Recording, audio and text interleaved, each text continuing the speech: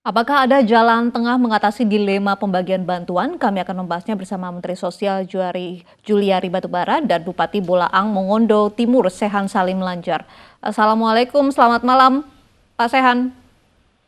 Waalaikumsalam warahmatullahi wabarakatuh. Selamat malam, Mbak. Baik, Pak Sehan, nanti kita juga akan bergabung dengan Mensos. Pak, dalam video Pak, Anda terlihat begitu kesal karena merasa proses pembagian bantuan ini terlalu berbelit-belit. Memang seperti apa Pak? Serumit apa birokrasinya? Begini, Mbak. Jadi mungkin saya runut dulu, Mbak ya. Eh, Sejak tanggal 20-an Maret itu, setelah pemerintah pusat kemudian memerintahkan semua kepala daerah untuk waspada terhadap penyebaran COVID-19 Corona, maka pemerintah Boltim waktu itu sudah tahu bahwa apa yang harus dilakukan.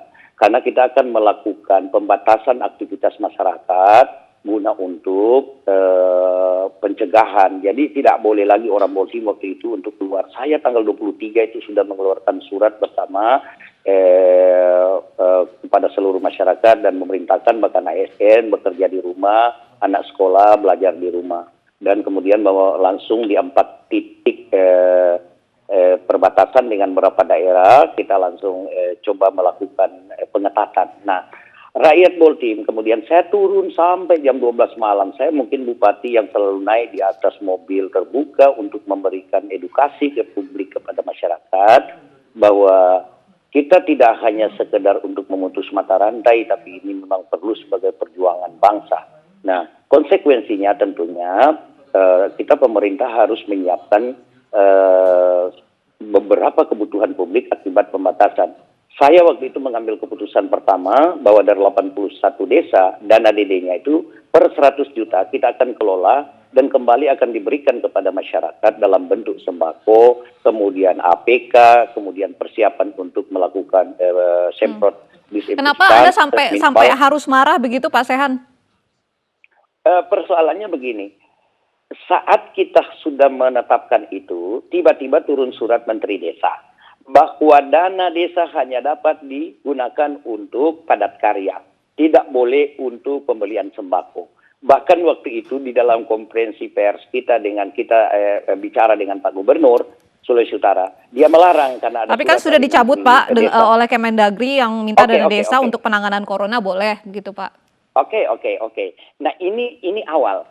1 minggu kemudian turun surat Menteri Dalam Negeri memerintahkan bupati untuk segera memerintahkan kepala desa untuk melakukan perubahan dana desanya dengan mekanisme membicarakan dengan BPD.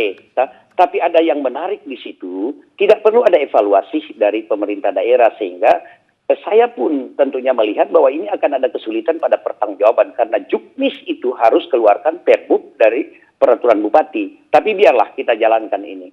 Nah, minggu berikut turun lagi surat Menteri Desa membatalkan yang pertama dan memerintahkan untuk dapat dilakukan juga untuk BLT. Nah, persoalannya dari Menteri Sosial juga menurunkan surat untuk BLT. Maka dua dinas ini, antara dinas pemberdayaan masyarakat dan pemerintahan desa serta dinas sosial, itu melakukan pendataan itu begitu kesulitan. Nah, di mana awal pertama? Karena saya sudah menurunkan bantuan kepada masyarakat, tapi terkendala Mbak, terkendala oleh masyarakat yang dapat PKH tidak boleh dapat, yang mendapatkan BLT dari 2 kementerian tidak boleh dapat. Yang sudah dapat BLT tidak boleh dapat PKH begitu ya Pak ya? Iya. Baik, kita konfirmasi ke Menteri Sosial Pak Juliari. Pak Juliari? Ya, Pak, ini bantuan sudah menumpuk tapi tidak bisa dibagikan ke warga yang terdampak corona hanya karena masalah birokrasi Pak. Saya kira saya perlu luruskan dulu. Yang pertama, ini kan memang situasinya genting. Kami paham bahwa situasi di daerah juga, kepala-kepala daerah menghadapi rakyat juga tidak mudah, itu kami sangat paham. Namun tentunya seperti contohnya yang disampaikan Pak Bupati Bolaang Mongondo Timur tadi mengenai surat dari Menteri Desa yang saya nggak tahu ya, karena kan beliau bisa saja kirim beberapa surat tapi kan tidak koordinasi dengan kami dan memang mungkin tidak perlu. Kalau untuk bansos tunai yang dari Kemensos itu memang dari awal kami duluan yang sudah persetujuan Presiden dan kami akan lakukan. Memang kami membuat aturan, dan ini juga karena perintah Presiden bahwa jangan sampai nanti bantuan bertumpuk-tumpuk. Coba kita bayangkan kalau kita berikan bantuan ke keluarga itu lagi. Pasti kan akan terjadi kecemburuan. Karena contohnya program PKH, program kartu sembako, ini kan tidak ada COVID pun kan program ini jalan terus. Nah sementara yang bansos tunai ini kan hanya 3 bulan, April, Mei, Juni. Jadi tentunya kita berharap supaya ya kalau ada bansos tunai kita berikan saja ke saudara-saudara kita di daerah yang belum pernah selama ini mendapatkan program-program reguler seperti PKH atau program kartu sembako. Satu, yang kedua, datanya juga kami berikan sebagai referensi. Pada saat kami video conference, saya video conference dengan seluruh kepala daerah, kabupaten kota. Saya kira Pak Bupati Pulangamondo Timur juga hadir. Itu 16 kali. Dan di situ saya tidak satu arah. Saya juga membuka diskusi, walaupun mungkin tidak semua, karena kan banyak tidak mungkin satu persatu diberikan. Kita juga membuka diskusi, tidak hanya satu arah perintah-perintah saja. Bahwa supaya ini tidak menumpuk. Nah setelah itu, ada perintah dari Presiden supaya untuk menambah, ini kan bagus sebenarnya. Baik. Menambah amunisi lah istilahnya, bantuan ke rakyat dari dana desa, boleh juga bansos tunai. Ya, Baik, Pak Bupati silakan Pak Sehat. Keluar lagi. Ya, jadi terima kasih Pak Mensos. Saya kira bahwa apa yang dilakukan oleh Mensos ini ada bagian daripada kepedulian. Tapi begini Pak Mensos, rakyat ini udah nunggu Pak. Coba bayangkan Pak, ketika saya bagikan kepada yang tidak mendapatkan BLT, itu nangis yang mau dapat BLT. Sudah dicatat namanya, tapi belum ada barangnya. Sementara dia mau makan hari ini Pak. Nah saya marah waktu itu ketika saya turun, karena saya ini bupati, mungkin Pak nanti dicek, saya bupati yang setiap saat tidak ada hari tanpa saya turun ke rakyat saya sejak tanggal 23. Saya capek-capek sampai jam 12 malam Pak. Saya harus naik di atas mobil terbuka mengajak rakyat jangan keluar.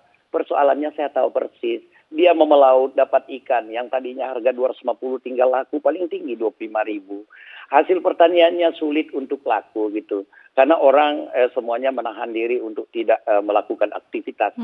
Saya kasihan ketika saya mau datang ke satu kecamatan menurunkan bantuan, karena saya turun langsung Pak.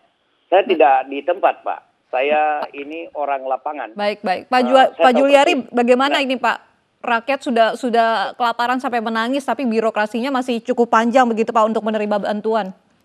Yang pertama, sebenarnya kalau birokrasi itu pasti ada. Tidak mungkin nggak ada birokrasi. Pertama. Yang kedua, sebenarnya kalau program, kita bicara program reguler ya. Program PKH dengan program kartu sembako yang pasti Pak Bupati sangat mengetahui. Itu kan sudah berjalan. Ya. Kemudian bansos yang tunai atau istilahnya BLT ini kan tambahan. Ya. Artinya tadi yang Pak Bupati komplain bahwa kenapa yang sudah didata tapi belum belum diturunkan. Ya kami kan perlu sedikit waktu lah. Tapi saya sempat lihat videonya Pak Bupati yang marah-marah itu. Artinya sebenarnya kepala-kepala daerah silahkan, KPK pun juga semua aparat penegak hukum juga tidak akan mempermasalahkan apabila misalnya Pak Bupati punya beras, berikan saja. Saya cek juga dengan Pak Gubernur Sulut, menurut Pak Gubernur Sulut juga beliau bilang bahwa silakan bupati-bupati kalau punya beras, mau dia kasih ke yang PKH, mau dia kasih yang ke program kartu sembako, mau dia kasih yang sudah didata untuk bansos tunai, silakan, tidak ada yang melarang kok. Tidak ada yang melarang. Pak Bupati, Pak Sehan, silakan.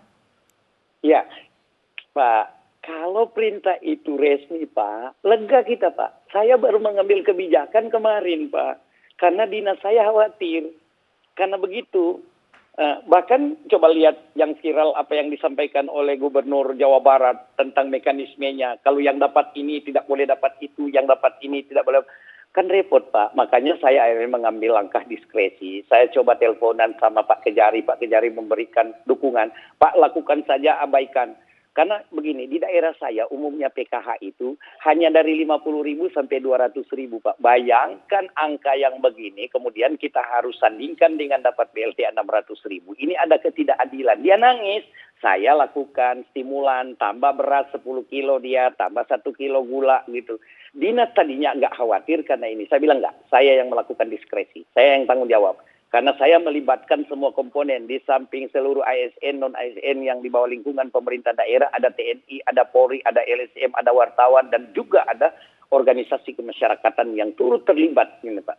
Karena saya inginkan rakyat saya tidak ada yang harus akhirnya dia dengan terpaksa merampok, dia harus akhirnya mencuri, Baik. Pak. Itu yang saya Pak upayakan. Tapi alhamdulillah Juliari, kalau benarkah Pak Pak sudah yang memberikan sudah terima kewenangan. BLT tidak boleh menerima PKH dan juga sebaliknya begitu Pak? Ini biar clear dulu. Apa yang Pak Bupati sampaikan itu sebenarnya bantuan yang dilakukan oleh Pemkab. Jadi yang beras atau apa tadi yang Pak Bupati sampaikan itu Pemkab. Yang kita atur itu adalah yang bantuan dari pemerintah pusat. Jadi artinya apa? Pemkab, Pemkot, Pemprov mau ibaratnya menumpuk atau memberikan bantuan yang dari anggaran mereka, itu bebas. Tidak kita pernah larang.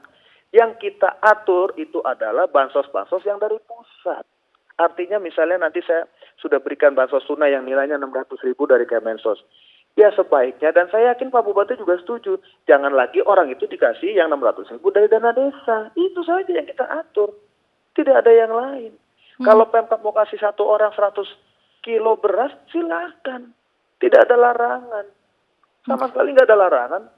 Pak Juliari, tapi BLT yang dijanjikan oleh kementerian ini tak kunjung jelas kapan akan disalurkan, terus juga ada Bukan birokrasi tak yang kunjung panjang, jelas. masyarakat miskin diharuskan membuka rekening terlebih dahulu begitu. Tidak, saya luruskan dulu.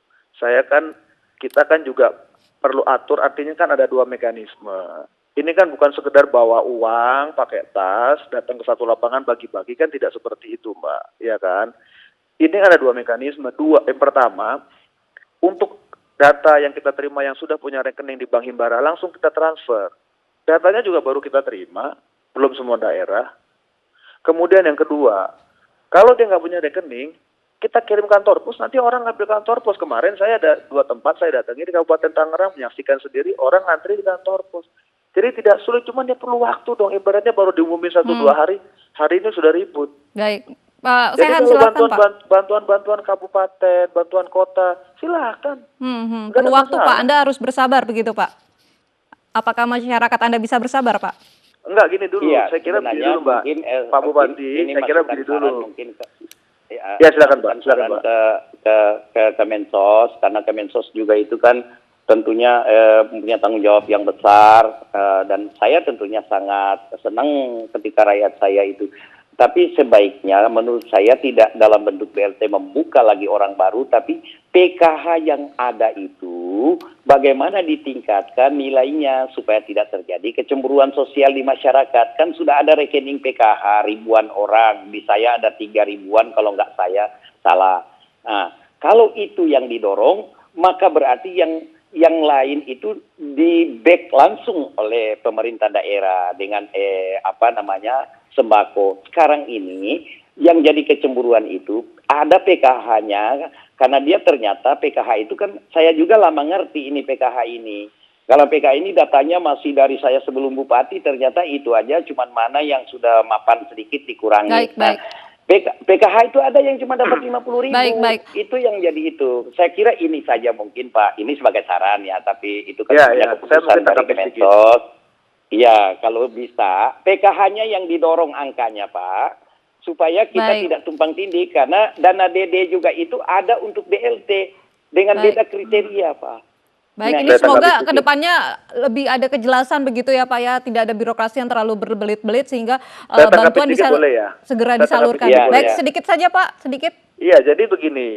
Di dalam surat kami dan pada saat video conference dengan Kabupaten Daerah seluruh Indonesia pun kami sampaikan, pemerintah daerah boleh mengusulkan nama-nama tambahan dari pemerintah daerah untuk menerima bansos tunai. Jadi silakan, ruangan itu ada kok.